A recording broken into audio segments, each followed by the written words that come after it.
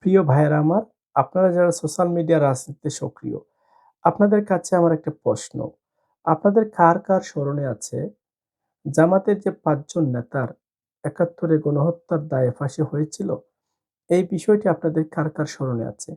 আমার কিন্তু বিষয়টা স্পষ্ট মনে আছে যে গোলাম আজম সাহেব, ওনাকে যখন ফাঁসির রায় দেওয়া হলো, উনার সাজা ভোগ করতে কিন্তু উনি মৃত্যুবরণ করেছিলেন।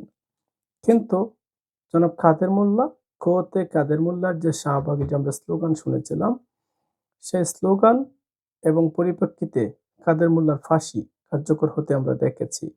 আমরা ফাঁসি কার্যকর হতে দেখেছি কামরুজ্জামানের।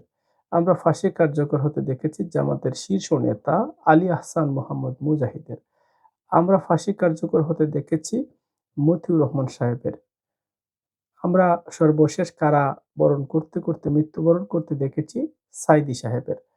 তো এই যে এতগুলো ফাঁসি হলো, আপনারা কি কোথাও জনাব শিশির মনি সাহেবকে দেখেছেন? কোর্টের কোনো কিনারায় দাঁড়িয়ে, কোর্টের কোনো বারান্দায় দাঁড়িয়ে এই ফাঁসির বিপরীতে কোনো প্রতিবাদ, বিবৃতি দিতে কিংবা আইনি লড়াইয়ে আপনারা কি কখনো শিশির মনি সাহেবকে দেখেছেন? আমি একজন ব্যক্তিগতভাবে কখনো দেখিনি। তো শিশির মনির সাহেবকে দেশের কেউ চিনত না।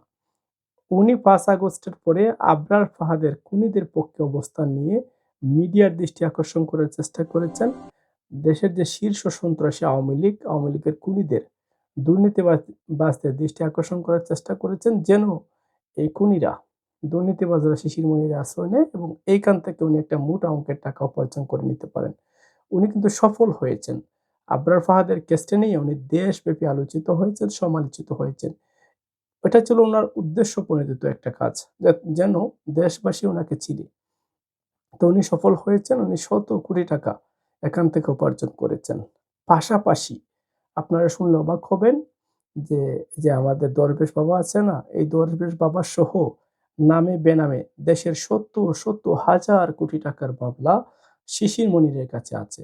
তো উনি দিরাইশাল্লাহ থেকে এমপি হতে চান শুধুমাত্র কোর্টের এই বাণিজ্যগুলো চালু রাখার জন্যে।